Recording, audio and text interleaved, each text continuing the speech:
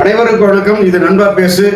திருச்செந்தூர் கோயிலில் நடக்கும் கட்டண கொள்ளை என்ன அப்படின்னு பாருங்களா? அதாவதுங்க, சமீபத்தில் நான் திருச்செந்தூர் கோயிலுக்கு போயிருந்தேன். அங்கே காலையில் மொட்டையடிக்கிறதுக்காக ஒரு 4 மணிக்கு எல்லாம் நாங்கள் டோக்கன் வாங்கணும் அப்படின்னா சீட்டு வாங்கினாங்க, மொட்டை சீட்டு. அதுக்காக எந்திரிச்சு போனோம். ஒரு 6-7 மணி இருக்கும். மொட்டையடிக்கிற சீட்டு வாங்குறதுக்கு ஒரு கியூ நிற்குதுங்க. ஒரு பயங்கரமான கியூ, கிட்டத்தட்ட 50 மீட்டர் அவ்வளோ தூரக்கான ஒரு கியூ நிற்குது. என்னது இவ்வளோ கியூ அப்படின்னா, மொட்டையடிக்கிறதுக்கு டோக்கன் வாங்குறதுக்காக நிற்கிறாங்க அப்படின்ட்டாங்க. எனக்கே ஆச்சரியமாக போச்சு. அறநிலையத்துறை அமைச்சர் அவர்கள் ரமேஷ் அவர்களை அந்த ஆய்வுக்கு பிறகு இப்படிப்பட்ட சில சம்பவங்கள்லாம் மாறி இருக்குது அப்படிங்கிற போது வரவேற்கத்தக்க ஒரு விஷயமாக நம்ம இதை பார்க்குறோம். இருந்தாலும் அந்த கீழே நாங்களும் போய் கீழே நின்று டோக்கன் வாங்குறதுக்காக வந்தோம். அந்த பக்கத்தில் வந்த பின்னாடி அந்த டோக்கன் வாங்குற இடத்துல ஒவ்வொரு நபர்களையும் யார் மொட்டை அடிக்கிறாங்களோ அந்த நபர்களே கேமராவில் பதிவு பண்ணுறாங்க. கேமராவில் பதிவு பண்ணிட்டு உள்ளே போகிறோம். உள்ளே போனோன்னு பார்த்தீங்கன்னா மொட்டை அடிக்கிறாங்க. இந்த மொட்டை அடிக்கிற இடத்துல சில சம்பவங்கள்லாம் நடக்குது. முடியிருக்கும் தொழிலாளர்கள் அடாவடியான பேச்சுக்களாக நிறைய பேசுகிறாங்க. 100 ரூபாய் நீங்கள் கொடுக்கணும் இல்லை அப்படின்னா அறகுறையாக மொட்டை அடிக்கிறது, முடியை சரியாக எடுக்கிறாம ஒருமையில் பேசக்கூடிய விஷயங்கள்லாம் நிறைய நடக்குது. அது அன்னைக்கு காலையில் பார்த்தீங்க அப்படின்னா நிறைய தொழிலாளர்கள் பணிக்கு வரலை. தொழிலாளர்கள் பற்றாக்குறையாக இருந்தது அந்த அன்னைக்கு ஞாயிற்றுக்கிழமை அன்னைக்கு. இப்படி இருக்கும் பட்சத்தில் அடிக்கடி டீ குடிக்க போகிறேன் அப்படிங்கிற மாதிரியான போக வர எல்லா விஷயமும் பண்ணுறாங்க. ஆட்கள் பற்றாக்குறையினாலும் நிறைய பேர் ஒரு அவமறை மரியாதைக்குள்ளாகக்கூடிய விஷயமா ரொம்ப நேரம் காத்திருக்கக்கூடிய விஷயமா அங்கே இருந்தது. இருந்தாலும் மொட்டையடிச்ச முன்னாடி அந்த 100 ரூபாய் நீங்கள் கொடுக்க வேண்டும் அப்படிங்கிற கட்டாயமெல்லாம் படுத்தினாங்க. ஏன்னா முன்னாடி போகிற போதே நீங்கள் கேமராவெல்லாம் கொண்டு போகக்கூடாது அப்படிங்கிற ஒரு இதையும் சொல்லிடுறாங்க. இதனால் அங்கே நாங்கள் நடக்கக்கூடிய விஷயங்களை நம்மளால ஷூட் பண்ண முடியாமல் போனதுக்கான காரணங்கள் இருக்கு. இதுக்கப்புறம் மொட்டையடிச்சு வெளியே வந்த பின்னாடி குளிக்கிறதுக்கு எல்லாமே அங்கே பாத்ரூம் எல்லாம் நீட்டாக இருக்குது. கடலில் குளிக்கிற அளவுக்கு குளிச்சுக்கலாம். குளிச்சுட்டு நீட்டாக துணியெல்லாம் மாற்றிக்கிட்டு நாங்கள் கோயிலுக்கு போனோம். கோயிலுக்கு போகும்போது கோயிலில் வளாகத்திலேயே பேக் வைக்கக்கூடிய லாக்கர்கள் தனித்தனியாக இருக்குது. அதே மாதிரி செல்ஃபோன் கோயிலுக்குள்ளே கொண்டு போகக்கூடாது அப்படிங்கிறதுக்காக அதுக்கு லாக்கர்கள் இருக்குது. அங்கே ஒரு மொபைலுக்கு 5 ரூபாய் அப்படின்னு வாங்குறாங்க. பேக்கு ஒரு பேக் 20 ரூபாய் அப்படிங்கிற கட்டணம் எல்லாம் அங்கே வசூலிக்கப்படுது. இது அறநிலைத்துறையின் மூலமாக வசூலிக்கப்படுது. அதுக்கான ரிசிப்டும் கொடுத்துட்றாங்க. அதெல்லாம் தவறு இல்லை. இதை தாண்டி எல்லாம் முடிச்சுட்டு சேஃப்டி முடிச்சுட்டு நம்ம லைனில் போகிறோம். லைனில் போகிற போது பார்த்தீங்கன்னா கோயிலில் கிட்டத்தட்ட நாங்கள் 100 ரூபா தரிசன டிக்கெட்டில் தான் உள்ளே போனோம்.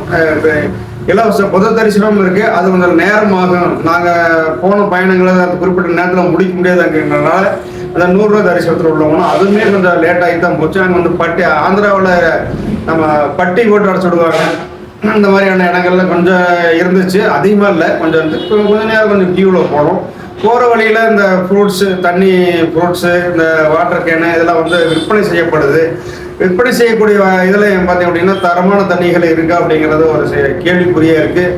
சில இடங்கள்ல அது மட்டும்தான் அறநிலைத்துறையினால நிர்வாகத்தினால கோயில்கள் ஒரு சில இடங்கள்ல அந்த தண்ணி வச்சுக்கிறாங்க, குடிநீர் இது வச்சுருக்கிறாங்க.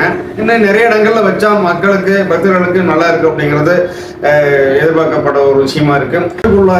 போகிற போது பார்த்தீங்கன்னா ஆண்கள் சட்டை பனியன் இல்லாமல் கழட்டிட்டு தான் உள்ள போகணுங்கிற ஒரு ஐதீகம் இருக்கு. இது நடைமுறையாக இருக்கு. எல்லாருமே கடைபிடிக்கணும் அப்படிங்கிறது என்னுடைய உள்ள போகணும்னு பார்த்தீங்கன்னா சில ஐயர்கள் செய்யக்கூடிய சில விஷயங்கள் திருநீர் பாக்கெட்டோ மற்ற அந்த போட்டோவோட கயிறு இதெல்லாம் வச்சுக்கிட்டு ஒரு வியாபாரம் கோயிலுக்குள்ள நடக்குது. 20-25 ஐயர்கள் பார்த்தீங்கன்னா எல்லாருமே கையில் திருநீர் பாக்கெட்டு எல்லாம் வச்சுக்கிட்டு ஒரு பாக்கெட்டு 100 ரூபாய் அப்படின்னு சொல்லி வியாபாரம் பண்ணக்கூடிய ஒரு இது இருக்கு. இதை அறநிலைத்துறை சார்பாக வெளியில் ஒரு கடைகள் அமைத்து அங்கே அதை விற்பனை பண்ணால் அறநிலைத்துறைக்கு ஒரு வருமானம் கிடைக்கும் அப்படிங்கிறதுல எந்த ஒரு மாற்று கருத்துமே இல்லை.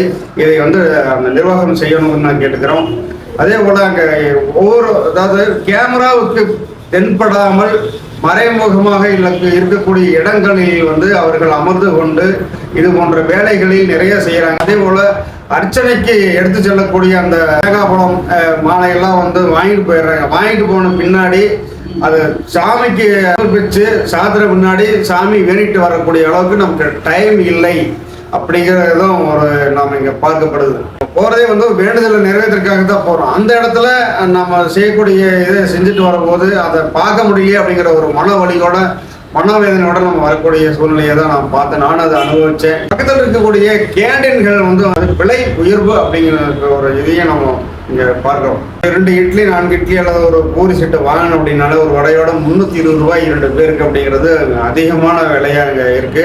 பேருந்தில் செல்லும் போது ஒரு பெண்மணி போன்ல வந்து அதிக சவுண்டு வச்சு பாட்டு கேட்டு வந்தாங்க. இது வந்து டிரைவருக்கு இடையூறாக இருந்தது. டிரைவர் வந்து கண்டிச்சார், இந்த மாதிரி எல்லாம் பண்ணாதீங்க, எங்களுக்கு இடையூறாக இருக்கு அப்படின்னு சொல்லும்போது அதுக்கு அந்த பெண்மணி என்ன சொன்னாங்க அப்படின்னா, நீங்க மட்டும் பாட்டு கேட்டு வரீங்க, நாங்கள் ஏன் கேட்கக்கூடாது, அவங்க கேட்குறாங்க அப்படிங்கிற மாதிரி அதை புரிஞ்சிக்காத கூடிய ஒரு அந்த பெண்மணியை வந்து எல்லாருமே வான் பண்ணாங்க. இருந்தாலும் அந்த பெண்மணி அடங்குற மாதிரி இல்லை. நான் அப்படித்தான் கேட்போம் அப்படிங்கிற மாதிரி இருக்கு.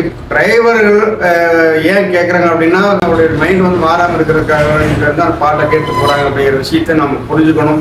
ஏன்னா 52 உயிர்கள் வந்து அவர்களிடத்தில் இருக்கு அப்படிங்கிற பயணிகளாக நம்மளாம் புரிஞ்சுக்கணுமே தவிர அவங்கள வந்து எக்ஸ்பிளைன் பண்ணுறவங்க நம்ம நடத்தக்கூடாது அப்படிங்கிற விஷயத்தை நான் பதிவு பண்ணுறேன்.